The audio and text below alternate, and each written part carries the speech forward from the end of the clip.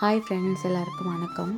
இன்றைக்கி வீடியோ பார்த்தீங்கன்னா செவ்வாய்க்கிழமை காலையில் வீடியோ. பாப்பா 2 நாளாக ஸ்கூல் முடியாதனால ஸ்கூல் போகலை. சரி இன்றைக்காவது கூட்டிகிட்டு போகலான்னு சொல்லிட்டு அவளையும் கிளப்பிட்டு காலையிலேயே சமையல், ரசம், சாம்பார், கத்திரிக்காய் கூட்டு, சாப்பாடு மட்டும் வந்து சூடாக வடிச்சிக்கலான்னு சொல்லிட்டு தக்காளி சட்னி, இட்லியும் செஞ்சுருந்தேன். எதுக்காக பார்த்திங்கன்னா, அவள் சும்மா தோசைலாம் கேட்க மாட்டா. இட்லி தக்காளி சட்னி இருந்தால் அவள் சாப்பிட்ருப்பா. சரி அவளுக்கும் உடம்பு முடியாதனால எதுவும் சாப்பிட்டா சரி அப்படி சொல்லிட்டு அவளுக்காகவே செஞ்சுருந்தேன். மழை வேறு பெஞ்சிட்டு இருந்ததுனால எப்படா கூட்டிகிட்டு போக போகிறோம் அப்படின்னு நினச்சிட்டு இருந்தேன். சரி வெயிட் பண்ணி பார்ப்போம் அப்படின்னு பார்த்தேன். அதுக்கப்புறம் பார்த்திங்கன்னா கொஞ்சம் நேரம் மழை விட்டுருந்தது. அதுக்கப்புறம் நான் பாப்பாவை கூட்டிகிட்டு ஸ்கூலுக்கு போயிட்டேன். அவளுக்குமே இங்கே வீட்டில் இருக்கிறதுனால யாரும் விளையாடவும் இல்லைன்றதுனால அவளுக்கு அதுவே இரிட்டேட்டிங்காக இருக்கும் அப்படின்ட்டு நான் கூட்டிகிட்டு போயிட்டேன். அப்புறம் பார்த்தீங்கன்னா அவங்க ஃப்ரெண்டெல்லாம் பார்த்துட்டு கொஞ்சம் என்ஜாய் பண்ணாங்க.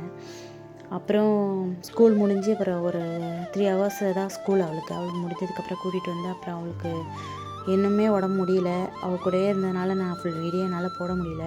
அப்புறம் நைட்டு ஒரு 11 o'clock இருக்கும். வாசல்லலாம் கோலம் போட்டுட்டு நான் இருக்க போர்ஷன்லேயும் கோலம் போட்டுட்டு ஏதோ எனக்கு தெரிஞ்ச அளவுக்கு கோலம் போட்டிருக்கேன். கோலம் பிடிச்சிருந்தா லைக் பண்ணுங்கள். அப்புறம் பார்த்திங்கன்னா என் தம்பிக்கு கேக்கு வேணும். என் தம்பிட்டு அழுதுதா. அப்புறமே அவன் கேக்கெலாம் வாங்கிட்டு வந்தான். அதில் பார்த்திங்கன்னா நாங்கள் போய் வாங்குகிற அவசரத்தில் கத்தி இருக்கான்னு பார்க்கல, கேண்டில் இருக்கான்னு பார்க்கல. இருந்தாலும் வாங்கிட்டு வந்ததுக்கப்புறம் 12 மணிக்கு தான் கட் பண்ணணுன்னு வெயிட் பண்ணோம். அதுக்குள்ளே பாப்பா தூங்கிட்டா. அப்புறமா எந்திரிச்சதுக்கப்புறம் அவளுக்காக கட் பண்ணோம். ஸோ அதனால தான் அவளை வந்து காட்ட முடியல. அவளுக்கு உடம்பு முடியல. அதனால தான் நான் அவளை காட்டலை.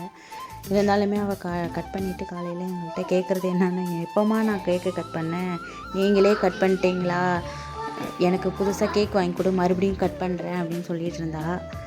அன்றைக்கி ஃபுல்லாகவே நல்லா போயிட்டு இருந்தது. எல்லாருக்கும் ஹாப்பி நியூ இயர். இந்த வருஷம் எப்போதும் போல் ஹாப்பியாக இருக்கணும்.